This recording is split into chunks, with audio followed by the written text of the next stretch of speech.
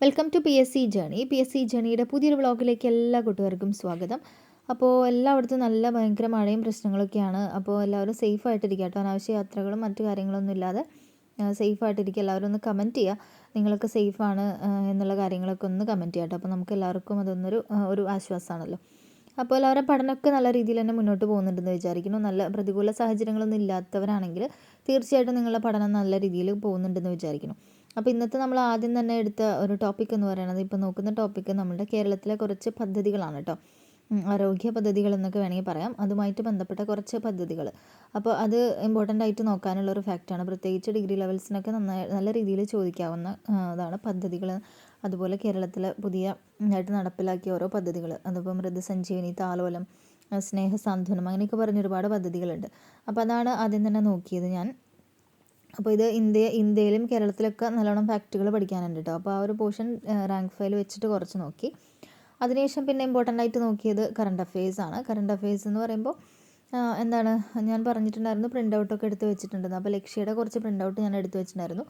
അപ്പോൾ അതാണ് ജസ്റ്റ് ഒന്ന് വായിക്കുന്നത് കേട്ടോ. അപ്പോൾ അത് വായിച്ചിട്ട് നമ്മളിപ്പം ബുദ്ധിമുട്ടുള്ളത് അല്ലെങ്കിൽ കുറച്ച് ഇമ്പോർട്ടൻ്റ് ആയിട്ടുള്ളത് ഹൈലൈറ്റ് ചെയ്ത് വെക്കുന്നുണ്ട്. പിന്നെ വായനയിൽ എന്താ പറയുക, കണക്ട് ചെയ്യാൻ പറ്റുന്ന ഫാക്റ്റുകളൊക്കെ അങ്ങനെ തന്നെ കണക്ട് ചെയ്തുകൊണ്ട് വായിച്ച് പഠിച്ച് പോവാണ്.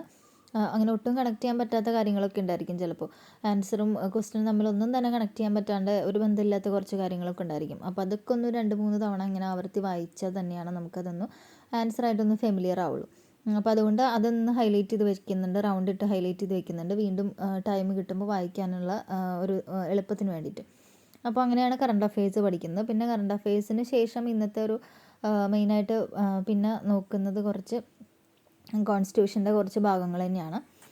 അപ്പോൾ അതിൻ്റെ കുറച്ച് ആർട്ടിക്കിൾസും അതൊക്കെ ഒന്ന് നോക്കാമെന്ന് വിചാരിച്ചു. പിന്നെ ഓരോ പാർട്ടുകളൊക്കെ ഉണ്ടല്ലോ, പാർട്ടുകൾ, ഷെഡ്യൂളുകൾ, അപ്പോൾ അതും ഒന്ന് ഒരു റിവിഷൻ പോലെ ചെയ്യാമെന്ന് വിചാരിച്ചിട്ട് അതും കുറച്ച് നോക്കിയിട്ടുണ്ടായിരുന്നു. അപ്പോൾ ഡിഗ്രി പ്രിലിംസിന് ഇപ്പോൾ പ്രിപ്പയർ ചെയ്യുന്നവരാണെങ്കിൽ ഇനിയിപ്പോൾ 23-ാം തീയതിയാണ് നമ്മളുടെ ആദ്യത്തെ എക്സാം നടക്കുന്നത്.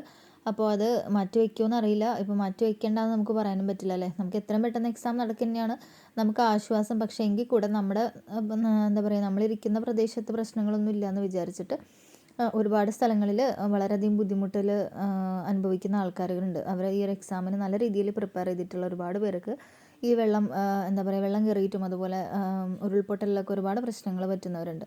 അപ്പോൾ അവരെ കൂടെ നമുക്ക് കൺസിഡർ ചെയ്യുന്നത് കൊണ്ട് എന്താണ്, മാറ്റി വയ്ക്കുന്നതായിരിക്കും നല്ലതെന്ന് തോന്നുന്നു അല്ലേ. കാരണം നമ്മുടെ കാര്യം മാത്രം ചിന്തിച്ചാൽ പോരല്ലോ അല്ലേ. അവർ നന്നായിട്ട് പഠിച്ച് ഇതിനൊക്കെ വേണ്ടി പ്രിപ്പയർ ചെയ്തവർ തന്നെയായിരിക്കും. അപ്പോൾ ഈ ഒരു സാഹചര്യത്തിൽ അവർക്ക് എഴുതാൻ വളരെയധികം ബുദ്ധിമുട്ടും പ്രശ്നങ്ങളൊക്കെ ഉള്ള സ്ഥിതിക്ക് മാറ്റി വയ്ക്കുന്നതായിരിക്കും തോന്നുന്നു. അപ്പോൾ നമുക്ക് എന്തായാലും അറിയില്ല വയ്ക്കോ വയ്ക്കില്ലെന്നും. അപ്പോൾ എന്തായാലും നല്ല രീതിയിൽ തന്നെ പഠിക്കാൻ പറ്റുന്ന സാഹചര്യത്തിൽ ഇരിക്കുന്നവരൊക്കെ നല്ല രീതിയിൽ പ്രിപ്പയർ ചെയ്ത് പോവുക. അപ്പോൾ വളരെ കുറച്ച്, ഇപ്പോൾ 23-ാം തീയതി എക്സാമുള്ളവരെ സംബന്ധിച്ചാണെങ്കിൽ വളരെ കുറച്ച് ദിവസമേ ഉള്ളൂ, 3-4 ദിവസമേ ഉള്ളൂ. അപ്പോൾ അവർ ചെയ്യേണ്ടത് എന്താണെന്ന് വെച്ചാൽ, ഇനി പുതിയ കാര്യങ്ങളൊന്നും പഠിക്കാതിരിക്കുക കേട്ടോ. പുതിയ കാര്യങ്ങളിലേക്കൊന്നും ഇനി നിങ്ങൾ പോകണ്ട. പഠിച്ച കാര്യങ്ങളൊന്നും കൂടെ ഒന്ന് ഉറപ്പിക്കാനായിട്ടാണ് ഇനിയുള്ള ദിവസങ്ങൾ നിങ്ങൾ ചെയ്യേണ്ടത്. അതുപോലെ നിങ്ങൾ ഷോർട്ട് നോട്ട്സ് ഉണ്ടാക്കിയിട്ടുണ്ടെങ്കിൽ അതും ഒന്ന് റിവിഷൻ ചെയ്യുക, പെട്ടെന്ന് തന്നെ റിവിഷൻ ചെയ്യുക. അതുപോലെ മാത്സൊക്കെ ഒന്ന് വർക്കൗട്ട് ചെയ്ത് നോക്കാം. ഇനിയുള്ള ദിവസങ്ങളൊക്കെ മാത്സ് ഡെയിലി ചെയ്യാത്തവരാണെങ്കിൽ ഇനിയുള്ള ദിവസങ്ങളെങ്കിലും മാത്സിൽ നിന്ന് ഒരു 10-20 ക്വസ്റ്റ്യൻസ് വെച്ചിട്ട് വർക്കൗട്ട് ചെയ്യാൻ ശ്രമിക്കുക. അതുപോലെ ഇംഗ്ലീഷും എല്ലാം തന്നെ. അപ്പോൾ അതൊക്കെയാണ് ഇനി ചെയ്യേണ്ടത്. പുതിയ കാര്യങ്ങൾ പഠിച്ച് വെറുതെ ഈ ഒരു ഡിഗ്രി പ്രിലിംസ് ആയാലും LDCക്ക് ആയാലും ഇനി വളരെ കുറച്ച് ദിവസം തന്നെയുള്ളൂ. അപ്പോൾ അതിന് പ്രിപ്പയർ ചെയ്യുന്നവരാണെങ്കിലും പുതിയ കാര്യങ്ങൾ മാക്സിമം പഠിക്കാതിരിക്കുക. പിന്നെ വളരെ കുറച്ച് കാര്യങ്ങളൊക്കെ പുതിയതായിട്ട് പഠിക്കേണ്ടി വരും. കറണ്ട് അഫെയർസും അങ്ങനെ കുറച്ച് കാര്യങ്ങളൊക്കെ പുതിയത്, അത് വളരെ കുറച്ച് നോക്കാൻ ശ്രമിക്കുക. ബാക്കിയെല്ലാം തന്നെ നമ്മൾ പഠിച്ച കാര്യങ്ങൾ റിവൈസ് ചെയ്യുക എന്നുള്ളത് തന്നെയാണ് ഇനിയുള്ള ഒരു ചെയ്യേണ്ട ഒരു കാര്യം എന്ന് പറയുന്നത് കേട്ടോ. അപ്പോൾ കോൺസ്റ്റിറ്റ്യൂഷൻ, അതുപോലെ എന്താണ് ഭരണഘടന, അതുപോലെ നമ്മുടെ കേരളം ഭരണവും ഭരണ സംവിധാനങ്ങളും, അതൊക്കെ നമ്മൾ കുറച്ച് മുൻപ് നോക്കിയതാണ്. അപ്പോൾ അതൊക്കെ മറന്നു പോയിട്ടുണ്ടെങ്കിൽ ഒന്നും കൂടെ ഒന്ന് റിവൈസ് ചെയ്യുക. പെട്ടെന്ന് തന്നെ അതിനാണ് ഈ ഷോർട്ട് നോട്ട്സ് ഒക്കെ ഉണ്ടാക്കിയിട്ടുണ്ടെങ്കിൽ അതാണ് ഏറ്റവും എളുപ്പം കേട്ടോ.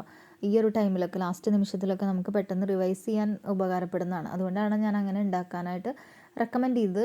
അപ്പോൾ ടൈമില്ലാത്തവർക്ക് പിന്നെ ഒന്നും ചെയ്യാൻ പറ്റില്ല. അപ്പോൾ നിങ്ങൾ മാക്സിമം റിവിഷൻ ചെയ്യാന്നുള്ളത് തന്നെ ഒരു കൃത്യമായൊരു ടൈം ടേബിൾ ഈ ഒരു ലാസ്റ്റ് ദിവസങ്ങളിൽ പ്രത്യേകം ഉണ്ടാക്കുന്നത് നല്ലതായിരിക്കും. കാരണം വളരെ കുറച്ച് ദിവസം റിവിഷൻ ചെയ്യാൻ കുറച്ചധികം ഉണ്ടെങ്കിൽ നമുക്കത് കറക്റ്റായിട്ട് ചെയ്തു പോകണമെങ്കിൽ ഒരു കൃത്യമായൊരു പ്ലാനിങ് നടത്തുന്നത് നല്ലതായിരിക്കും.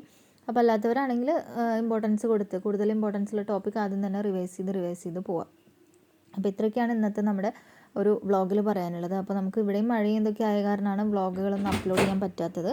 അപ്പോൾ ഇവിടെ സേഫ് തന്നെയാണ്, എങ്കിലും നല്ല മഴയും കാര്യങ്ങളൊക്കെ ഉണ്ട് കേട്ടോ. മഴ വന്നും പോയിക്കൊണ്ടിരിക്കുന്നുണ്ട് എപ്പോഴും, വെയിലൊന്നുമില്ല. അപ്പോൾ അതുകൊണ്ടാണ് നമ്മൾക്ക് കൂടുതൽ റെക്കോർഡ് ചെയ്തത് അപ്ലോഡ് ചെയ്യാനും പറ്റുന്നില്ല, കറണ്ട് പ്രശ്നം, നെറ്റിൻ്റെ പ്രോബ്ലം ഒക്കെ ഉള്ളതുകൊണ്ട്. അപ്പോൾ എല്ലാവരും നന്നായിട്ട് പഠിക്കുക. മറ്റൊരു വീഡിയോയിലൂടെ കാണാം. താങ്ക്